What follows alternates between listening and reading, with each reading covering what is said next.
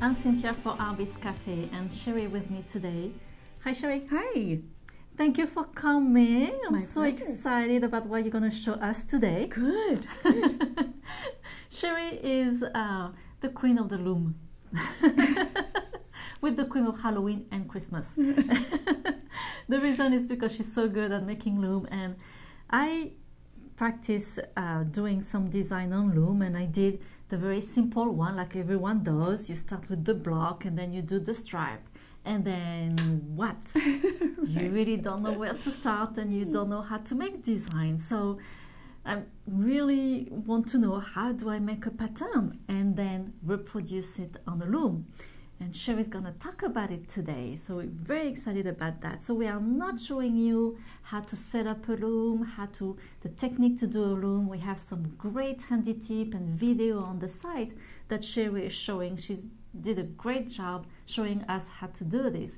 Now she's just gonna talk about design and create your own pattern. How to get started with a pattern. Yes. So I love creating my own patterns. I've always loved to color. Yes. And draw, and so to draw a design is fun for me.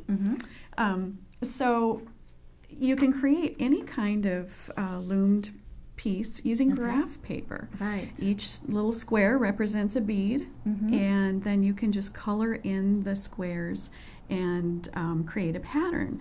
And I just like to play. I had some beautiful brown, orange, and turquoise seed beads, and knew I would love a bracelet in those colors. And so that's where I started, and I just used regular colored pencils and started playing with a motif. So I drew a little flower, and then I reversed it and did it in orange, and then, I think I'll make it a little wider. Now it's a little cross, and then started working in background colors, and then wanted then to get a repeat of the pattern. Once I decided I liked this little cross, now what does it look like when I line them all up? And so I drew the repeat. But then I'm like, well, let's play with the background colors a little bit more. And so I drew another section, and then finally a third section, and this is the one that I ended up really liking. Okay, so I have a question. So do you always start from a small pattern like that, and then you grow around it? Because I tend to do the opposite, and I think that's why I got stuck. I tend to do the outside and then want to fill the inside. You know, I think it depends on what your objective is. If you want a large floral pattern, you know, like a print, then you might want to start with your boundary and then fill in with your pattern and coloring. In this case, I really didn't know what I want. I knew I wanted to do something simple, but so I think it just depends. You can just start coloring. You could color a whole background, and then you could, you know, kind of zero in on a section and say, well, this is the area that I want to turn into a piece of jewelry. Sounds good. So, so this is where I started, and ended up with this pattern, which I really liked. But if you notice, these are all squares and straight lines, and so what if you want to do something that's curved? You know, how do you go about drawing that? So I drew this up as an example. I have 1-inch strips here. This is a larger grid and a smaller grid, and then I just drew in with my pencil a curve. Let's say I wanted to make a vine with leaves or something. So I just drew in the curve, and then picked the squares that represented that line the best, and colored them in with the pencil. So now these are my beads, and this is where I might start my pattern. And then you could look at that and you could say, oh, but I kind of don't like where this bead is, and then you can, you know, move that over there if it makes a smoother curve. Sometimes it's a little hard until you get it on there. But then I wanted to demonstrate, this is a 1-inch strip as well, but a finer grid, or let's say a smaller bead, same curvy line, but a little less pixelated. So it depends on the style of the piece, how many beads you want to work with, how fine the beads are, as to what that end result is going to be. Larger the bead, excuse me, the slightly more pixelated it's going to look in the end. That sounds pretty easy to do curls. I always thought it was complicated. But no. So then this is the pattern that I ended up, and you'll notice this isn't colored in with pencils. I happen to know Excel a little bit, and decided why couldn't I use Excel as a grid and use it to make my patterns, just using the formatting, the color formatter. So I was able to just color in each square the way I wanted, and then the beauty part of that is you don't have to draw, let's say you want to see it with a different color. You don't have to draw that whole thing over again in a different color. And then, oh, what if I want to change the background? Now you got to draw the whole thing again. Just cut and paste, and then you can see your different patterns all lined up. So I love Excel as a tool for building patterns. This is the piece that I ended up with. I loved this color combination. And so this is the end bracelet. It's really pretty when you see it when it's all made. Right. So different. Really pretty. And the colors don't have to represent exactly. Right. You know, with the colored pencils, my blue wasn't turquoise. It was blue. But you just, get colors that represent. With a formatting tool, you can fine-tune that a little better and get closer. But it doesn't have to be exact, just as long as you know what colors represent the colors you want to use. That is pretty. And this is another example of a pattern that I did in Excel. I wanted a Celtic piece, and so I started with this Celtic pattern in just black and gray, just to get the pattern the way I liked it, and then just played with color position and tried all kinds of variations, and they all look a little different. In the end, I ended up choosing this piece, with the solid green to the outside.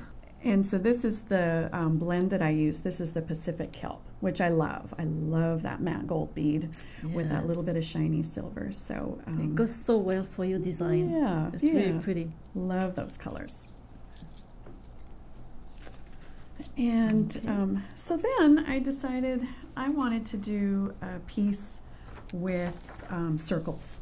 I love Pinterest, and I'm very inspired by all kinds of pins, and had seen a design or a pattern. It was a photograph, but a beautiful pattern of some wood, and thought I would try and replicate that.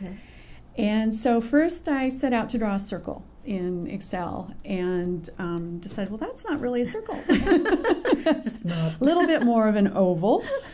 Easy thing, though, is that I was able to shrink that quickly and turn that into a circle, and then I just made a series of rings and colored them so that you could differentiate the colors. And then I took sections of this circle and started chopping them in pieces and staggering them, which was the overall look that I was going for. And so you can do that very quickly in Excel. And then once I got the circles in the order that I liked, then I colored them. And you can spend all kinds of time doing that. That's really the fun part. So this is the color pattern that I ended up with. However, these are I drew this and planned to make this bracelet in using 11/0 seed beads. And so my bracelet size is really from about here to here. And so what I did was I reprinted just the section that I needed, and I blew it up so that it's much easier to see.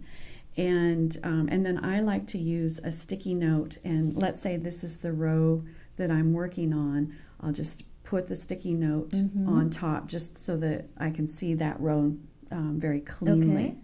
But another really simple little tip that I'd like to share is when I have this pattern laid out, and you can do this in graph paper too, let's say you've drawn it in pencil, is to number your rows along your pattern.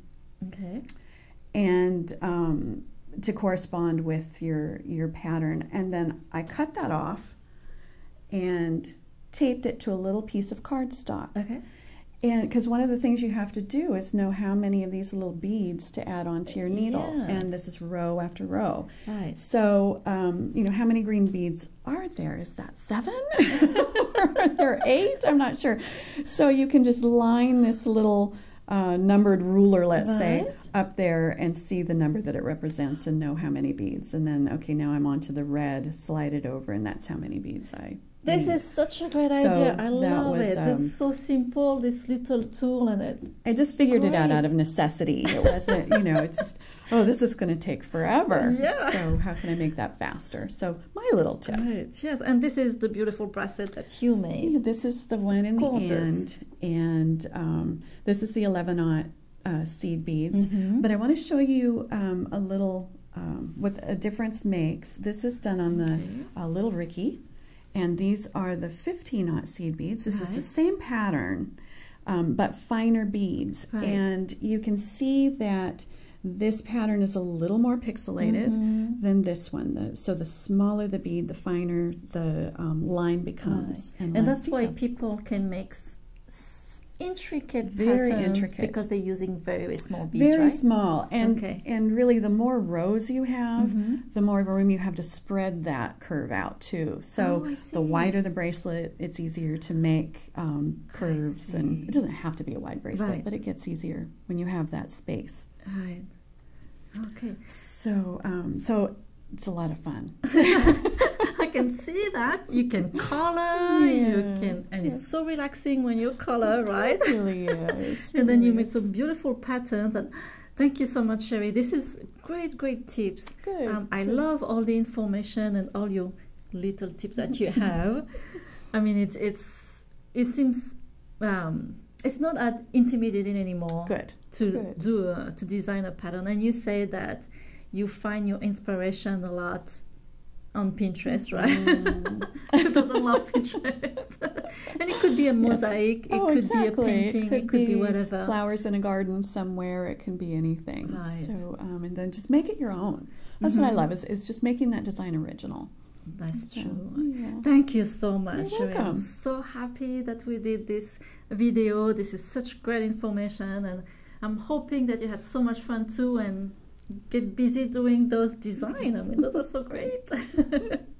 So thank you so much for joining us today at Artbeads Cafe, and make sure to subscribe to our email newsletter, and you can see some more design and some great promotion. Merci beaucoup. Au revoir. À bientôt. Bye bye.